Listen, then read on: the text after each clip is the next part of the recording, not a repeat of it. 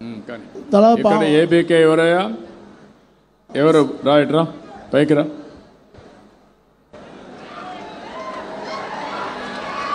తరోగా ఉండాలి అందరూ.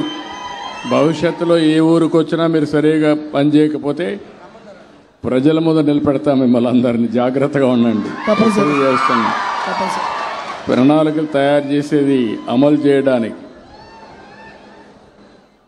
రాయా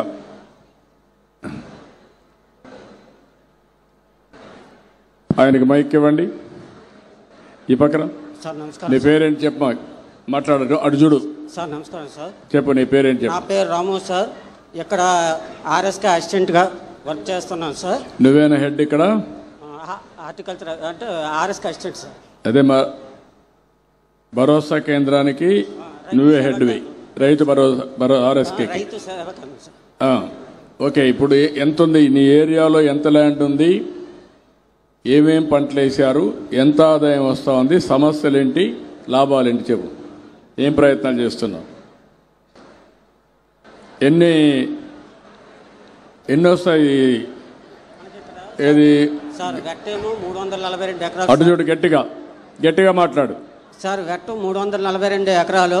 అలాగే డ్రై ఏరియా వచ్చేసరికి 1800 ఎకరాల వరకు ఉంది సార్. ఇప్పుడు ఇది మనం సాగులో ఉన్నది ఏంటంటే మైక్ దగ్గర పెట్టుకో. వరి 460 ఎకరాలు ఉంది సార్. అలాగే మొక్కజొన్న 45 ఎకరాలు, పత్తి 14 ఎకరాలు ఉంది సార్. అలాగే మనకి కూరగాయ పంటలు ఒక 2 ఎకరాలు ఉంది సార్. అంటే మామిడి ఏమొచ్చి 850 ఎకరాలు ఉంది సార్. అలాగే మనకి నీలగిరి టేకు కలిపి వచ్చి 15 ఎకరాలు ఉంది. టోటల్గా కల్టిబుల్డ్ ఏరియా 1402 ఎకరాలు ఉంది సార్. ఓకే. వరిలో ఆదాయం ఎంత వస్తుంది? వరిలో అంటే ఇప్పుడు ప్రజెంట్ మనం దిగుబడి కొంచెం పెంచుతున్నాం సార్. ఏపీసీఎన్ఎఫ్ స్టాఫ్తో కలిపి మనం దగ్గర పెట్టుకో కొంచెం ఫ్రీగా మాట్లాడు. ఏపీసీఎన్ఎఫ్ స్టాఫ్తో కలిపి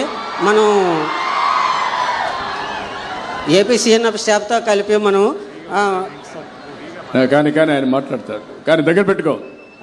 ఏపీసీఎన్ఎఫ్ స్టాఫ్తో మనం అంటే గ్రీన్ మెన్యూర్ సీడ్ వేపిస్తున్నాం. పిఎండిఎస్ కిట్లు కూడా వాళ్ళకి ఇచ్చి మనం అధిక దిగుబడి వచ్చే ప్రాక్టీసెస్, బెస్ట్ మేనేజ్మెంట్ ప్రాక్టీసెస్ కూడా చేయించి దిగుబడి ఒక 2-3 బస్తాలు పెంచే యోచనలో ఈరోజు మనం చేస్తున్నాం సార్. ఇంకా ఆలోచనలో ఉన్నావా సార్? అమలు కావాలిగా తమ్ముడు. ఆలోచనలో ఉంటే ఎట్లా సార్? అదే చెప్తున్నాను సార్. ఫార్మర్స్కి చెప్తున్నాను సార్. నీ రైతు భరోసా కేంద్రం ప్రొడక్టివిటీ యావరేజ్ ఎంత ఎకరాకు సార్? 14% to 7%. నేను అడిగిందని చెప్పు. నీ భరోసా కేంద్రంలో వరి ప్రొడక్టివిటీ ఎంత? Productivity 1700 MTS sir. 17 metric ton. 17,000 sir. 17,000 sir మొత్తం కలిసి. మా ఆర్ఎస్కే పరిధి. నేను అడిగింది నిన్ను, నీ యొక్క ఎకరాకి ఎంత వస్తుంది? ఎకరాకి 26 వస్తుంది సార్. 26 బస్తాలు సార్. క్వింటాల్లో ఏంటి? Quintal sir. 26 quintal sir. నువ్వు మళ్ళా మాట మార్చేసావు సార్. ఎకరాకి 26 క్వింటాల్ సార్. నువ్వు రాబోయే రోజుల్లో మీకు అందరికీ పాఠాలు నేర్పించాలి. పిల్లల మారిగా మీరందరూ నేర్చుకొని రావాలి. సమాధానం కూడా కరెక్ట్గా చెప్పాలి.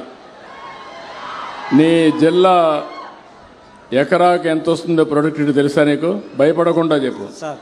ఎకరాకు ప్రొడక్టివిటీ జిల్లా ఎంత వస్తుంది? నువ్వెక్కడున్నావు? రాష్ట్రం ఎక్కడుంది? దేశం ఎట్టుంది? సార్ ఐడియా లేదు. జిల్లా యావరేజ్ ఎంత ప్రొడక్టివిటీ? ఉత్పాదక శక్తి, ఉత్పాదకత 28. ఓకే. నెక్స్ట్ మీటింగ్కి వస్తాను, అప్పుడు అడుగుతాను మిమ్మల్ని. మీ అగ్రికల్చర్ డిపార్ట్మెంట్ చెప్తాను. మీరందరూ నేర్చుకోవాలి. మీరందరూ చదువుకొని ఉద్యోగాలు వచ్చాయంటే మీరు అనేక వ్యవస్థలు తీసుకొచ్చాం. ఆ వ్యవస్థలు ప్రజలకు లాభం ఇవ్వాలి, ఫలితాలు ఇవ్వాలి. ఒక స్కూల్ ఉంటే పిల్లలు బాగా చదువుకోవాలి, చదువు చెప్పాలి. ఈరోజు మనం మీకు జీతాలు ఇచ్చినా, ఈరోజు సంక్షేమం ఇచ్చినా, ఒక రోడ్డు వేసినా ప్రజలు కట్టే పన్నుల ద్వారానే ఇవన్నీ ఇస్తున్నాం. ఇచ్చినప్పుడు మీరందరూ బాధ్యతగా ప్రవర్తించాలి. కాబట్టి ఆ విషయం అంతా గుర్తుపెట్టుకోవాలి. ఏదో ఉన్నామంటే ఉన్నాం కాదు, మొక్కుబడి కాదు. ప్రజలు ఆనందంగా ఉండాలంటే వాళ్ళ ఆదాయం పెరగాలి, మెరుగైన పాలన ఉండాలి. నేను ఒక్కడ పని చేస్తే కాదు, నేను ఒక్కడ కాకుండా మీ అందరి దగ్గర పని చేయిస్తేనే వాళ్ళకు లాభం వస్తుంది. ఆ కార్యక్రమం జరగాల్సిన అవసరం ఉంది. దానికి శ్రీకారం చుడతాం. మీ అందరి పర్ఫార్మెన్స్ నెక్స్ట్ మీటింగ్ నుంచి ఏ ఊర్లో ఉండే రైతు భరోసా కేంద్రం మీ యొక్క పనితీరు ఎట్టుందో తీసుకొని వస్తా, చిట్టా తీసుకొని ఇక్కడికి వస్తా. నేను ఇంక ఆకస్మిక తనిఖీలకు కూడా వస్తాను, అది కూడా గుర్తుపెట్టుకోండి. ఎవరైనా సరిగా పని చేయకపోతే ఆ గ్రామానికే వస్తా, అక్కడే ప్రజల ముందర మిమ్మల్ని అడుగుతా, మీ దగ్గర సమాధానం చెప్పిస్తా, పని చేయిస్తా. సరేనా? Okay sir. కాబట్టి అందరూ సెక్రటరీ, మన గ్రామ సచివాలయం సెక్రటరియట్ కానీ, మీరు కానీ, పంచాయతీ కానీ, మండలం కానీ, అదే తమ్ముడు మొన్నటి వరకు విధ్వంసం అయింది, ఇప్పుడిప్పుడే మొత్తం మళ్ళా మెరుగు చేస్తున్నా. టైం పడుతుంది కదా, పై నుంచి కింది వరకు అందరూ మారాలి కదా. మారాలంటే ఒకప్పుడు ఏమీ చేయని వాళ్ళు ఇప్పుడిప్పుడు కదులుతున్నారు. రేపు రాబోయే రోజులు పరిగెత్తిస్తా, ఎవరికి అనుమానం అవసరం లేదు. ఓకే.